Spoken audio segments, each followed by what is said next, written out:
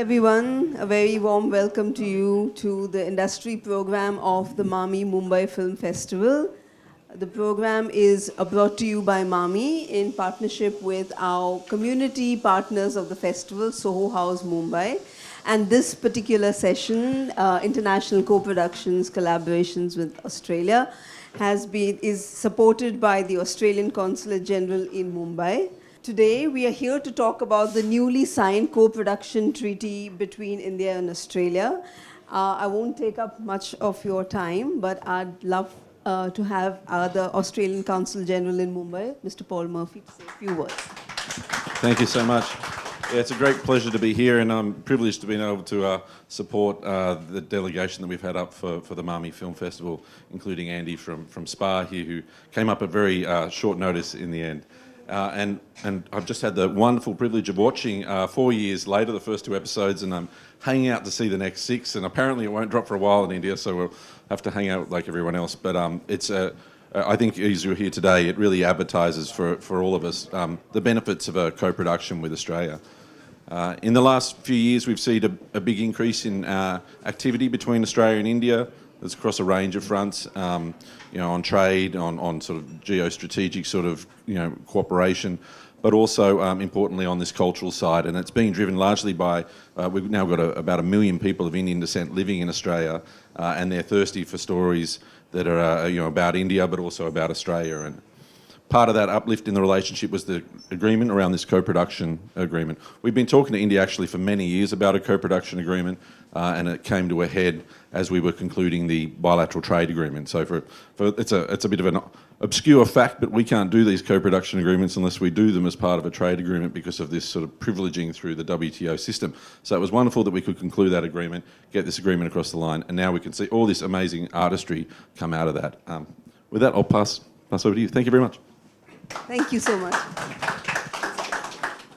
I think we can begin the conversation and talk about what co-productions bring to the business of filmmaking, and especially in the context of the newly signed co-production agreement. Well, to introduce our speakers here to begin with, we have Aditi Anand. Aditi is a producer and founder of Little Red Car Films and Neelam Studios. She's worked with directors like Paranjeet. And among one of her many credits and one of the many projects that she's worked on is The Extraordinary Journey of a Fakir, an Indo-French-Belgian co-production starring Dhanush and Erin Moritari. We have Andy Barclay. He's the manager of business and legal affairs at Screen Producers Australia. He provides members with industrial and commercial advice along all stages of development and production. And Ian Collie, he is one of Australia's most experienced producers. He's the founder of Easy Tiger Productions. Easy Tiger has produced actually an 8-part series 4 years later that captures the heart of collaboration between, cross-country collaborations. The 8-part series was shot in India and Australia, in Mumbai and Jaipur, and then Sydney. And the series stars Shahana Goswami and Akshay Singh, and is produced by Stephen Coveney. And it was a couple of the episodes were screened earlier here today. And steering the conversation is Vanita Kohli-Khandekar, who has been tracking the Indian media and entertainment business for 2 decades. Vanita is a columnist and writer for Business Standard. She also writes for Singapore-based Content Asia. Her book, The Indian Media Business, is now in its 5th edition, and another book, The Making of Star India, the story of Rupert Murdoch's Indian adventure, is being developed into a web series. Yeah, right.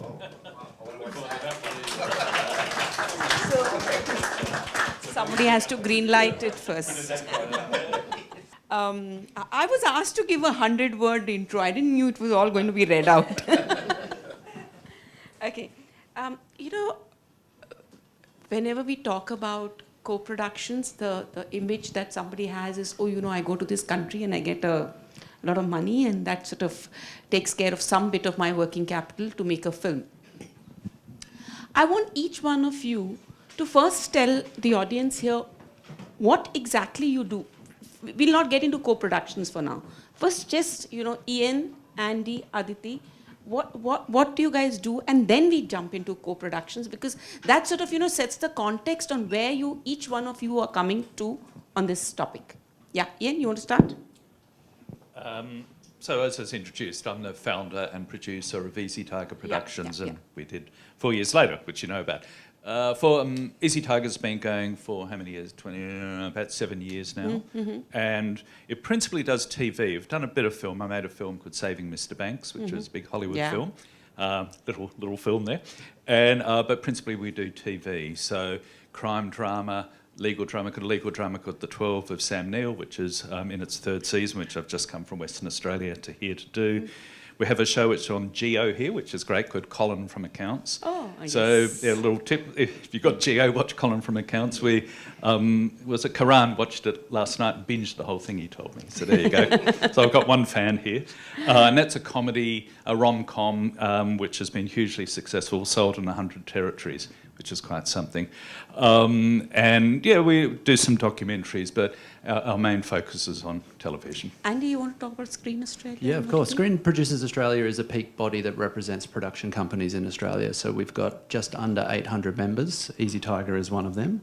And we provide a number of services to our members. Primarily, we do a lot of advocacy to federal and state government to lobby on their behalf to create better legislative policy conditions for them to undertake their businesses in a more stable and certain environment, because filmmaking, TV making is a very uncertain industry, and any help that we can provide them in that area is absolutely crucial. We also do a lot of industrial advice, and that's where I fall into. So I work in the industrial and commercial team, providing industrial and commercial advice to our members. So we negotiate a number of agreements with the other guilds. There's an actors guild, there's a crew guild, there's a writer and directors guild, and we have agreements with them which set out how much they get paid, how long they can work for, and the conditions that they work under. So we negotiate them and provide advice on that. And then we also do a number of events. So we run a very big event called Screen Forever, which is a big conference, a 3-day conference. It generally gets about 1,500, 2,000 people attending across those 3 days, like this industry program, but then there's also a market attached to it, so people can go and talk to distributors, exhibitors, pitch to producers, and pitch to commissioners as well. So they're our mainstays and focuses. Super. Aditi, I know you also did Walk Water. Yes. Manmohan Shetty's company, correct? Yeah, Yes. yeah, please tell. So I've been in the industry just over 10 years.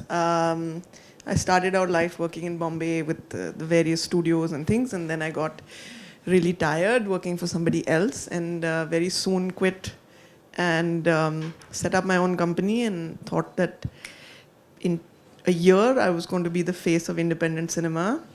I'm still not, and it's been 10 Sounds years. familiar to this room? But it's been a really interesting, fun journey. Under my first independent banner, which was Little Red Car Films, I produced this film called The Extraordinary Journey of the Fakir. In that scenario, I was the fakir, and it was an extraordinary journey, and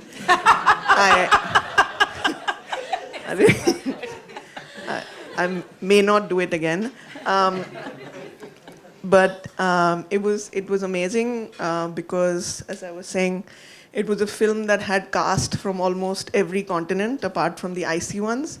Our first AD was from Australia, our director was from Canada, and our money was coming from Singapore, India, France, Belgium, Germany, UK, and some part from the US.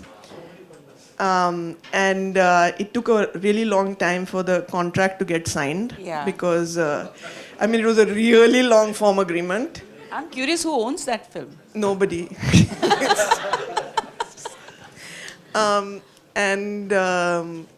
One night I was just saying that the way I got that contract signed was that my Singapore funders were in India, and we took them out for a night of drinking. To a bar very close by, and just like had them continuously keep drinking while they were reading this contract. And then every change that they wanted, I had my colleague sitting in the car with a printer, and then, I'd say, just make this change, and then she'd print out that page and bring it back. And finally, when they were like something like really like a big bill down in whiskey, they signed that contract, and that's how we made that film. Bill? I did. But I mean, I feel like that's what a producer does, right? You find a way to get things done. And then 4 years ago, I followed a director who I really admire. His name is Paranjit. He's done some really incredible films. He's a Tamil filmmaker. I followed him to Chennai because I wanted to make more and more political cinema, and it became harder and harder to do in Bombay. And so I went to a place where they don't jail you quickly for, saying stuff. But I miss Bombay, and I'd like to come back at some point. So I've been working in Tamil cinema. I've done like 4 or 5 films there now. Yeah, I mean, producing is like an endurance race. You really got to have stamina. And if you don't, you shouldn't do it at all. So I feel like, in a sentence, that's producing for me. Okay, great. Andy, I want you to come in and say, if we say that this Indo-Australian treaty, co-production treaty, has just got, I think March 23, it got ratified. It's just got ratified. What does it mean? If you could just give me the top 4 or 5 things for a community of filmmakers or aspiring filmmakers, what does that mean? Yeah, sure. So the co-production treaty allows the producers from both territories to access whatever incentives or soft money that the territory agencies provide. In Australia, that means access to the producer offset, which is a tax rebate of 40% for feature films, 30% for all other formats, and it allows you to enables you to obtain that without having to go through the customary significant Australian content test. So normally, for an Australian producer to get to be eligible for that, Screen Australia, the relevant authority who assesses the co-production agreements and assesses the producer offset, would look at the script, who's making it, the nationals within the cast, the crew, and various other factors, and assess whether there is significant Australian involvement within it. And if it qualifies, then they can access the rebate. Whereas an official co-production automatically achieves that eligibility, and they can access that offset. So the producer offset is set up to provide the producer with equity in their film, which is funded through the federal government. So it's set up in 2007 and was done to ensure that our production companies could have sustainability within their businesses and effectively have money to go on and develop their next project. Because what was happening at the time was the producers had to give up all of their IP or all of their right to participate in the back end to get the films funded. And that was leading to companies being born, making one project, falling over because they couldn't sustain themselves into the second project. So you fund the producer so that he can keep the IP with himself. That is the aim of it, yes. Yeah.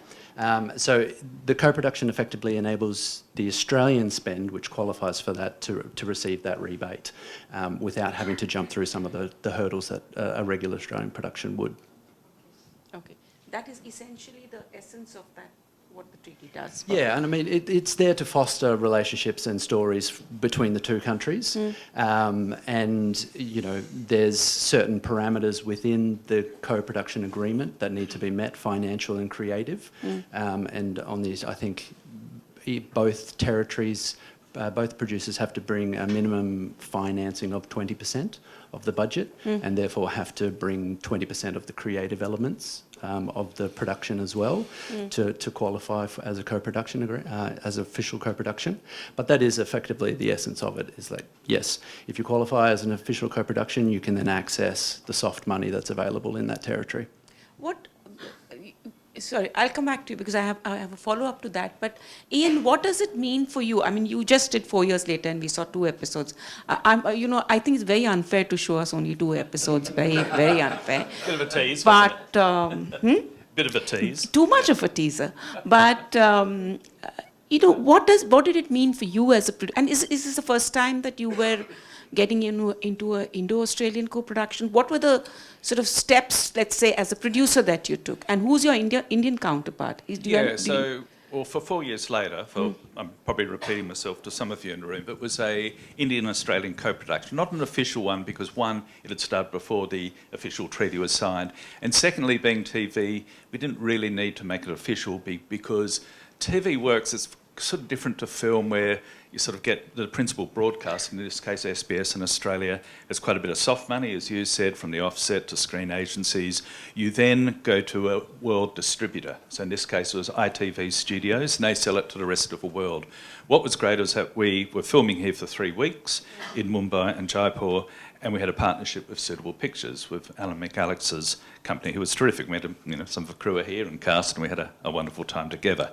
And there was the Foreign Film Incentive, which had just come into being, which provided some additional funds for us, because obviously bringing over certain of our key crew, our director, our production designer, our DOP, and Stephen and myself and a few others, it's all cost, and there's sort of cost benefit that comes with filming in a place like India.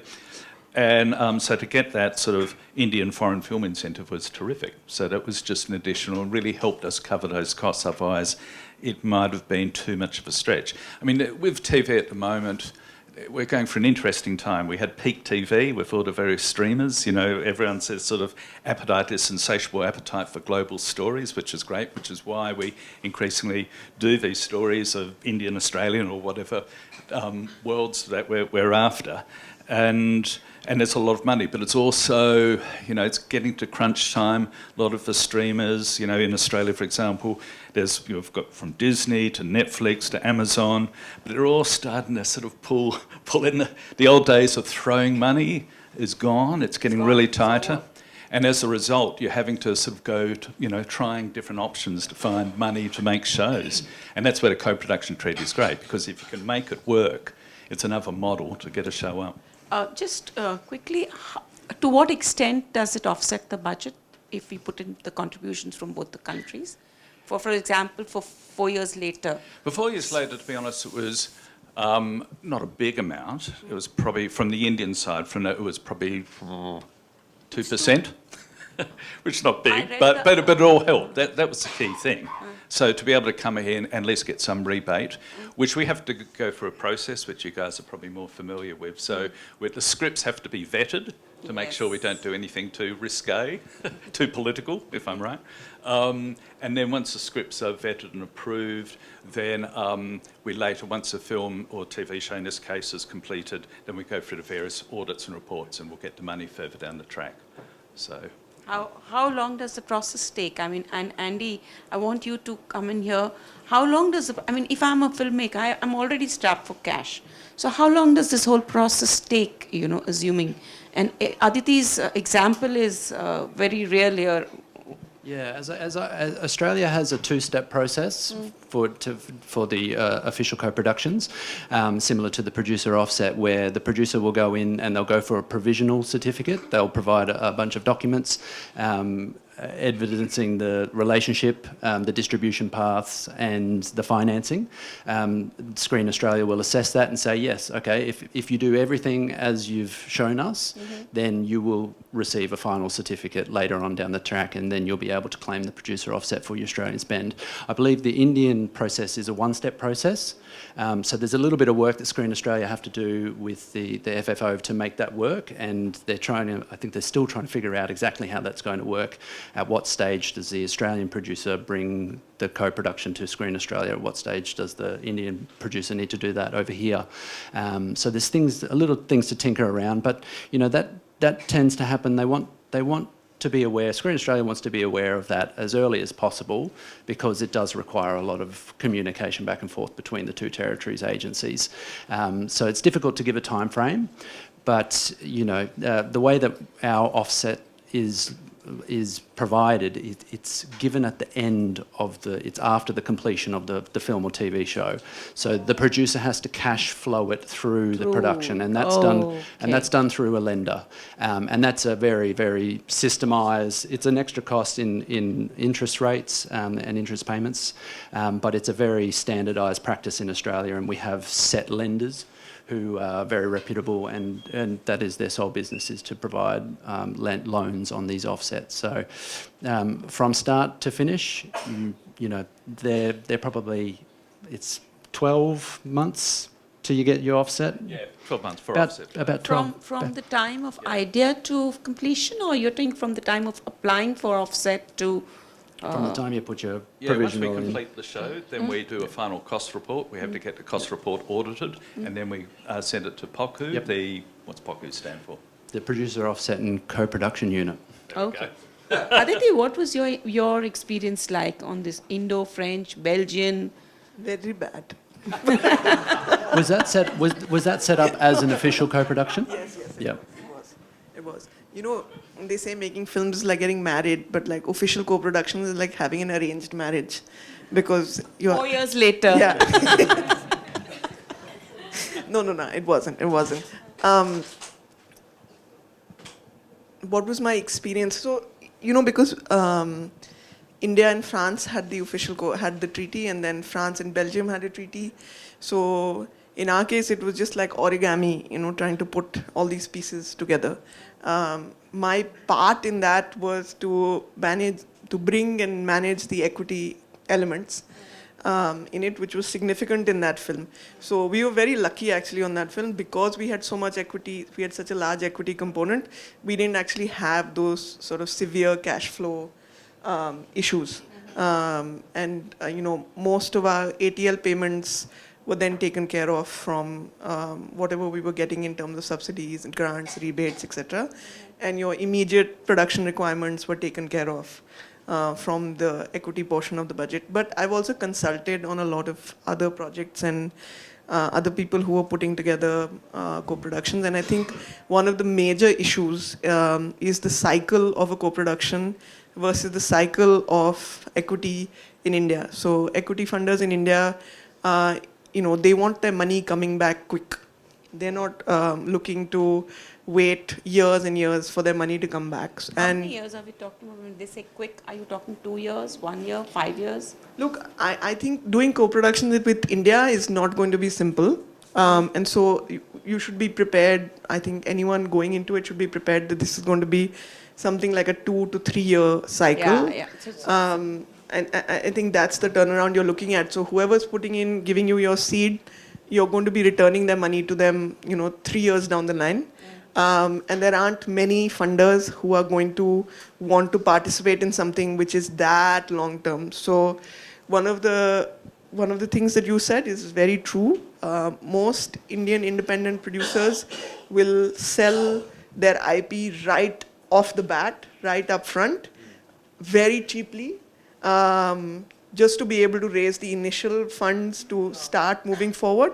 And then, therefore, we never get to unlock value on our projects. Yeah, you're locked out. We're always selling what we are making Yeah. to feed what we are making. You know, it's a table. They call it table profits for the bigger films, but it's actually you've sold the IP even before you've got a chance to monetize it properly. So, I think one of the things that if India really wants to be a serious player in the co-production space, and I think India should be a serious player because the cultural tailwinds that India has right now, I mean, this is unprecedented. And this is the time to take advantage of that. But we won't be able to do that without making some significant structural changes. Those structural changes aren't just about finance or money. It's, as he said, lenders. We don't have any bonding agencies, for example. So I don't know how it is in Australia, but when we were working with a bonding agency in Europe, we found it very difficult because they would not underwrite the Indian production costs because of, you know, whatever. So you know, there's structural changes that you have to bring in the co-production players. Then co-productions become a real reality where it becomes a sustainable business and more people are being able to participate in it, and you have a significant number of your films that are actually using the co-production route to get made, not just to put that co-production funding into the revenue column, because that's what's happening right now. Everyone will go to the UK because you get a certain amount underwritten and you put that into your revenue column, but the film will still get made with or without that. The second kind of like structural change that I feel is critical is that having more lawyers and chartered accountants who are equipped to understand, the treaties, how co-production financing works, to build in things like gap financing costs very early into, those. And also kind of understanding how that inflationary element works, right? For us, there's always a huge disadvantage when we're looking at an Indian equity partner participating with, let's say, a European or Australian partner. Just on the currency exchange, you're losing value, essentially. So, in my opinion, doing co-production with India, this is a really good time to do it. However, on both sides, if we are really serious about making it work in a sustainable fashion, then there are certain structural elements that need to come in, and that will really, be like a productivity booster for producers on both sides that are serious. There's always a testing phase with these arrangements where people are trying to figure out how to make them work, and with experience, they generally do work themselves out, and it becomes quite evident what needs to change, and producers are very, very resourceful people and some fantastic problem solvers. So if there's people who can do it, you guys are the ones who are able to find the workarounds. So, I agree. Talk us up. Yeah. I mean, it all comes down to story, really. Yeah. In other words, it has to be fairly organic that it's an Indian-Australian story. So what do we have in common? Cricket. Now, there's an obvious one. But also migration. So our 4 years later was about migration to Australia, about this couple, and we're with them in Jaipur, and then one of them gets transferred or gets a placement in Australia as an anaesthetist, but really struggles. And his wife eventually reunites with him. What should have been 2 years became 3, became 4 years later. And a lot happens, between those 4 years, and the struggle and the sort of secrets and lies that sort of go on. And so that was a natural sort of way of doing an Australian-Indian thing. So it was an organic sort of co-production. That is, sorry, can I? Actually, the last reason to do a co-production is money, honestly. Yeah, that's right.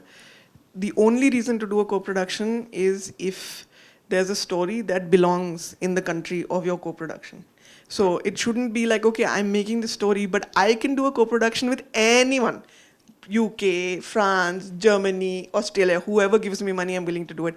That film will not get made. I've done it. Yeah. It doesn't happen. So you're absolutely right. And I think for India, this is a real opportunity because there's a genre of filmmaking that we have ignored all these years. Both, I'm saying for TV and for cinema, which is that we haven't spoken about India's tryst with colonialism and anti-colonial stories, and given what's happening with the Black Lives Matter movement in the US, and that the US sets the tone for so much of the narratives around the world, this is the time for India to be able to start telling those stories. And many of those stories belong in countries that are satellites of nations with whom we have co-production treaties, or where there's a very specific direct narrative, which is the UK, very interesting. or in Australia, where there's also a question about the Aborigines' voices and people telling those stories. So I think that actually we should go beyond the idea of here are the technical elements of a co-production and move towards what is the cultural movement that can be created because this opportunity now exists. Hi, this is a bit of a money-related question. I'm sorry, but I love money. I just wanted to say that your ideas on cricket and the Aboriginal community are like great ideas to explore in Australia, probably from a non-fiction standpoint as well. And I just wanted to ask you, actually, in the treaty, there's a mention of an offset for post-production services. Could you tell us more?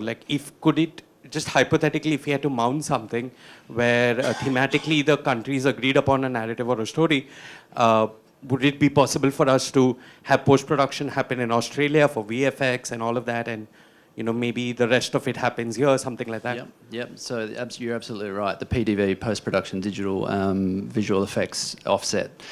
So we have the producer's offset, we have the PDV offset, and we also have a location offset, which is really geared towards big budget US films with budgets above $20 million Australian spend. So PDV, it's a 30% rebate. And it just needs to be undertaken by an Australian PDV company.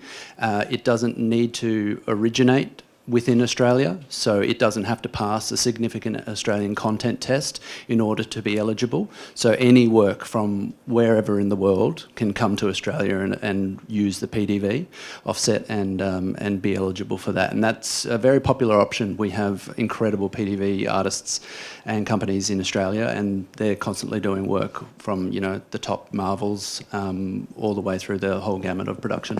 SPA doesn't do residencies in itself.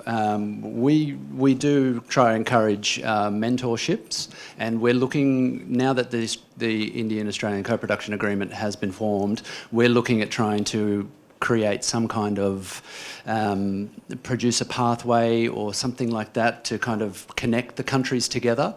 So we're not ready to announce anything yet, but there is things coming down the line which will involve Australia and Indian producers getting together.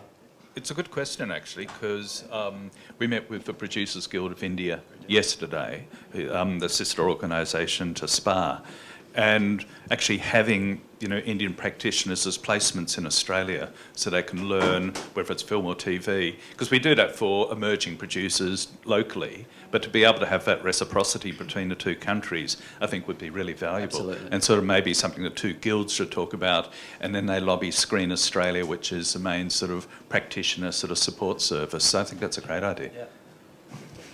And vice versa to come here. Fantastic. How many films have already sort of, or shows, for example, 4 years later, this is after the treaty, right? Yeah, because yeah. you shot this year. Yeah. How many have actually happened post this treaty getting ratified? There's been no official co-productions yet. It's still too early in the game for people to put them together. Yeah. It depends on where the project originates. Sometimes if this is something that we are putting together in India, then no, we wouldn't look for soft money at that stage because it would be very difficult to get, and also there are so many people applying and relatively much fewer opportunities because it's not institutionalized in India in that way.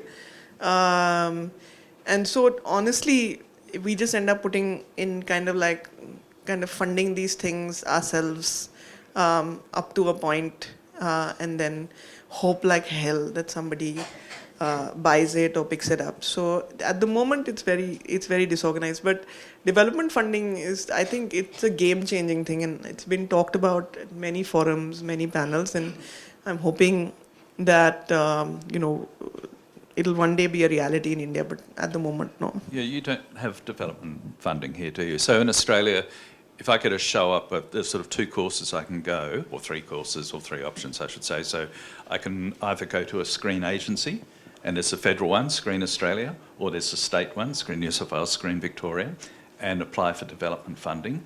That happens a lot, especially for film. Or if it's TV, in my case, I'll go to the broadcaster, pitch it in, and if they like what I say, they'll give us funding for the first script or 2 scripts, and from there we take it out to the market, or we underwrite the cost ourselves. But as a producer, that's the last option. Unless it's your only option. Yeah, well, of course. And then your kids don't go to college. No. Yeah, but I understand you have to underwrite a lot of your own development, which is risky. There is one question here, and then I want you guys to address this issue, because I think a lot of it has come up, but the issue of challenges, because work cultures, it's very evident from what we are speaking here, work cultures are different, regulations are different, and I'm one small independent producer, it's a nightmare dealing with all of it. Yeah, so that's the producer offset that I'm talking about. So the co-production agreement allows that to happen in a more easily in an easier fashion. Whereas if you were to come over just as an Indian production, to qualify for a rebate, you would need to have a budget of Australian $20 million. In order to get your money back. So, and what I understand is that is probably out of the reach for a lot of independent production, and it really is reserved for those big US studios. So, yeah, the co-production agreement allows that to happen by facilitating the relationship between Australia and the Indian producer.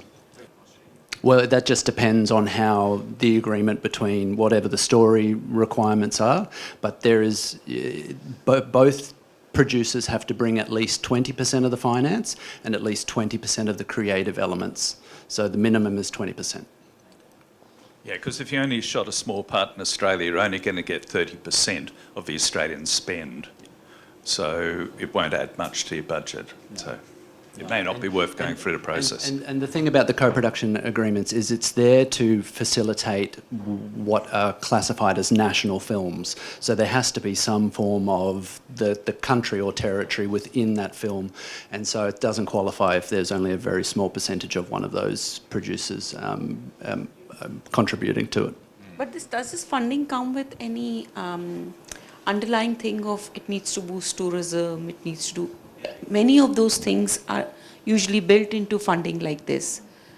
That applies for the Australian. That applies for local Australian films who need to meet that significant Australian content test. Right. But for co-production agreements, because they're official, they are automatically deemed national films, and they are promoting the That's the whole country point of the co- producers. Yeah. Okay. I Yeah. have to shift further south from Tamil Nadu to Australia now. The question of challenges. I mean, Aditi, you've spoken about some of these from the Indian perspective, and I mean, anything else you'd like to add to the challenge question? Because I really think, if I look, I don't know how many of people are filmmakers in this room or aspiring to be filmmakers.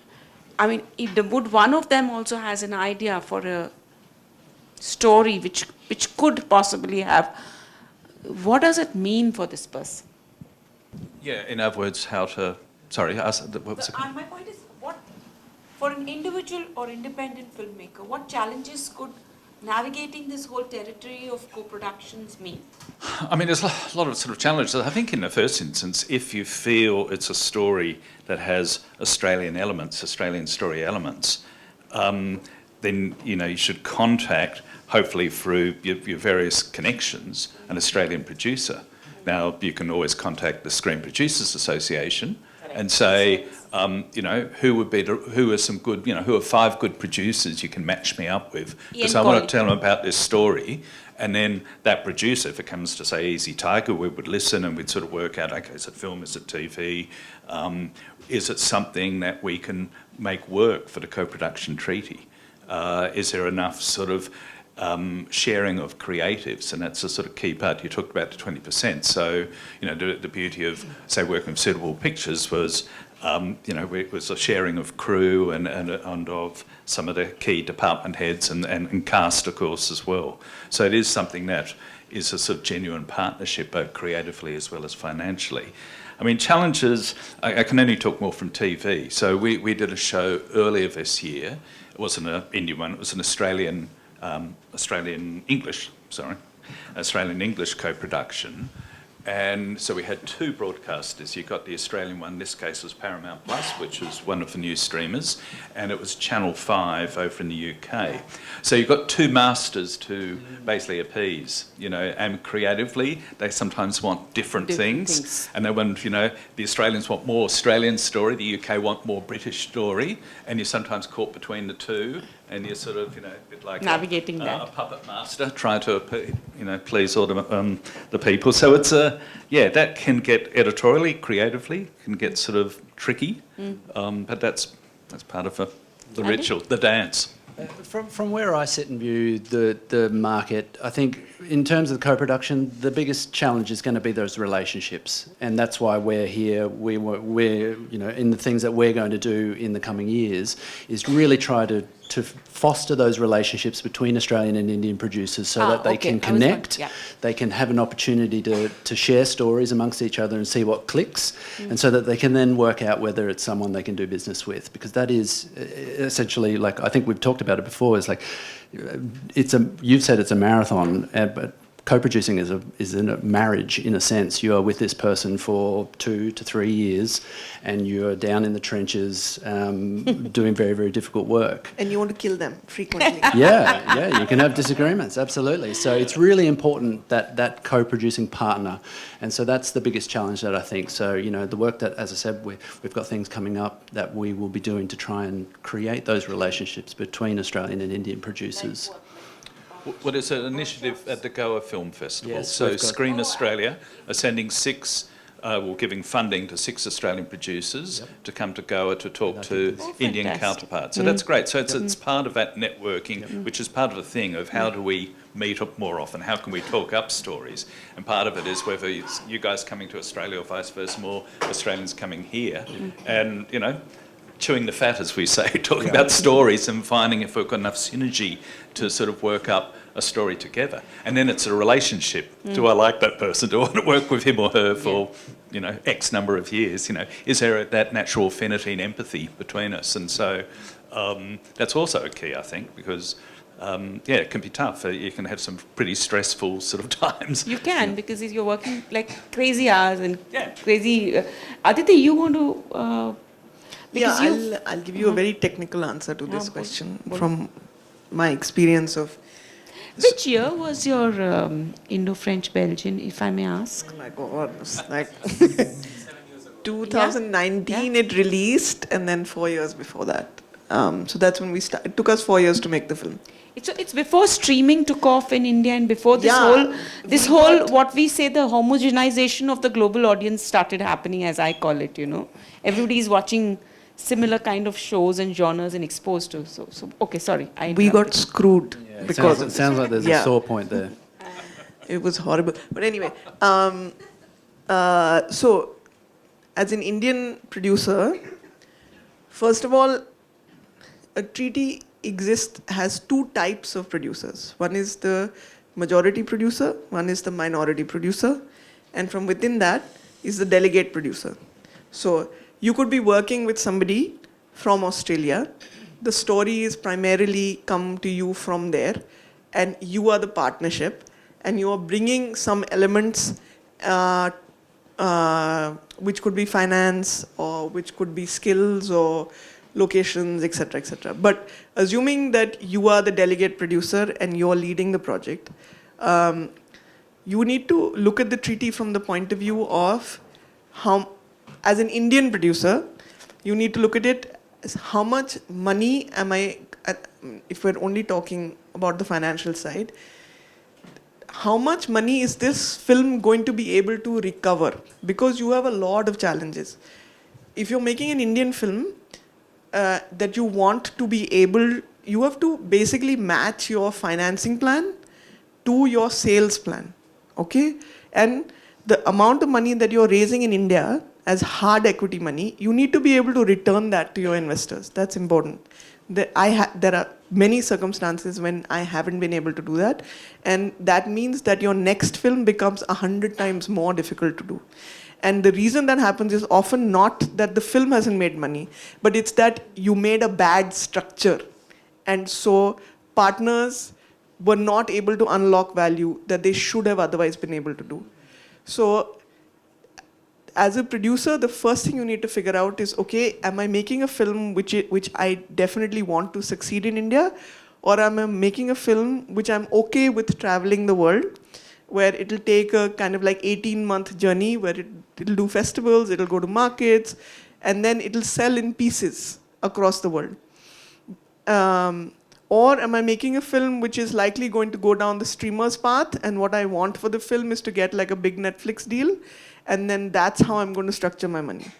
Or am I making a film that I hope does well in Australia, or I hope does well in my partner country, but primarily I'm making this film for Indian audiences, and I'm inviting my Australian partner to be able to participate in that success if it comes, because India does give you the opportunity of this incredible market, right? You need to answer that question right up front, because many of the decisions that you will make from that point onwards will define whether you get the kind of success you want or not. If you go after, you know what they say, na? In Game of Thrones, what do they say? Shortcuts create long delays, or something like that. They say it better, but it's something like that. That is very true for co-productions. So your financing plan, your budget, your current, you have to make something called a currency budget, which is basically, this is the amount that I'm going to be, let's say, shooting in Australia to make this co-production work, or this is the post-production that I'm farming out, or whatever it is, or I'm going to invite a DP over from Australia to be part of my production. They work by union rules, so you got to have a currency budget which allocates money towards the country that you're spending it in. And then India is super difficult to take money out of. Okay, it's easy to bring money into India. It's really hard to take money out of India. So you need to basically map out your borders and see, this is the amount of money that I'm raising in Australia, but I'm only spending this much. So I'm bringing this bit into India, or conversely, I'm only spending this much of my money in India, I'll have this much more which I need to bring to Australia. So how much am I going to lose in terms of in taxes and your compliances? All of that needs to be worked into that currency budget, your financing plan, before you go even one step further. And the thing with the co-production is, unlike just an independent film that you're doing here, where you can actually just like blunder through it, to be honest, but with the co-production, you have to get it right from the start. And I think that like having a technical understanding of co-production is very important, and I think the independent producers in India, we should be doing more to be able to like share that knowledge, because we don't do that. But yeah, it's a super technical thing. It's not something that you need to be a financier and a lawyer rolled in one, from No, what you're telling me, and that's what a Screen Australia does, I think, for its independent. I'm assuming. Yeah. Do we have a body like that in India? No. Producers Guild does it? No. I can imagine. No, education is a big thing for us, to try and empower our members to be able to do what they do in the best possible way. So, yeah, it's interesting hearing your point of view, Adita, about this. Yeah, Aditi, really. I mean, what you must have learnt over the years is... Yeah, I'm amazed at how much you've learnt over the years, just... I almost failed maths in school, and then I wanted to be I dropped maths in grade 10th because I was like, I just can't do this anymore, and now all I do is to look at Excel sheets. It's horrendous. Okay. I think that's about... Yeah, sorry. Hey, so I have a question, regarding, I guess, your Indo and your Australian collaboration. So basically, from my understanding, you've got requirements or the criteria for Australian productions to make films in India is 3 crore or something like that, and 30 or 40% subsidies, provided you showcase tourism and all this stuff. For an Indian production to go to Australia, like 20 million Australian dollars is huge. Like, do you see that as viable for Indian productions? To make films in Australia? From the little that I understand of how you finance your films, it doesn't sound like it. Yeah, and that location offset has historically been, as I said, for the US big budget films. Hollywood coming over to Australia to shoot their films there. So, no, I don't think that will be the route that Indian productions coming into Australia will take.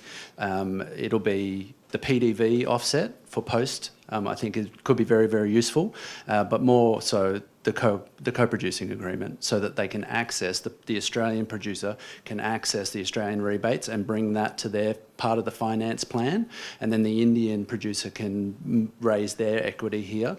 And that's one of the good things about the co-production agreements, is that it enables the financial outputs to be shared amongst multiple parties, rather than a single producer having to go out and sell everything that they have in the project just to get it made. You've got a partner that you can share the load with, and it makes raising money a little bit easier because you don't have to find 100% of the budget. You might only have to find 30% or 40%, whatever the percentage is. Yeah, we're trying to lobby the government to bring it down. Does that mean for a Marvel or Disney movie to come to Australia? Short change. Yeah, it's easy for them. Yeah, no, we're lobbying for the government to reduce that. It used to sit at $15 million and then they increased it to $20 million, and we're trying to get them to reduce it again so that lower budget independent films can access that and come in and take advantage of the great shooting locations, crew and We'll take that production one companies. last question and then we need to wrap up. Guys, yeah. Okay, right, no, thank you for that. But the other thing was, No, we need to take the ladies' question, please. I have to drive down to Pune, by the way, so, yeah. I think my question's going to differ a little bit from what we're talking about right now. It's coming from a very personal space. I was looking to move to Australia last year. I was in a film school. I mean, I was in a film school in India, but I was looking to move there and pursue my career as an actor over there if it was a possibility. I moved, I spent about a month there. I was in Perth for a while. I went to Melbourne. I was in Sydney. I met people at NIDA and Uni Melbourne. I don't know if you know Andrew O'Keefe was someone I was talking to very regularly. And I was just trying to figure out if there is a way for an actor, and now I'm trying to figure out production in my own tiny way. Just don't do it. Just.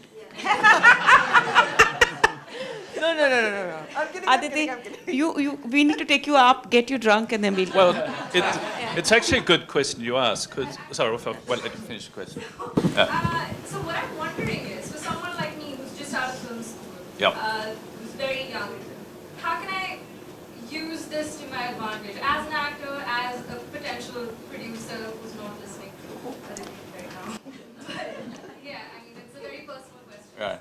I mean, it's funny because the same question came up for 4 years later. So our two leads, played by Shahana and Akshay, were from India. And it wasn't an official co-production, as we mentioned, because it's before the time. But we wanted actors who would come from this region, who would speak Hindi and all the rest of it.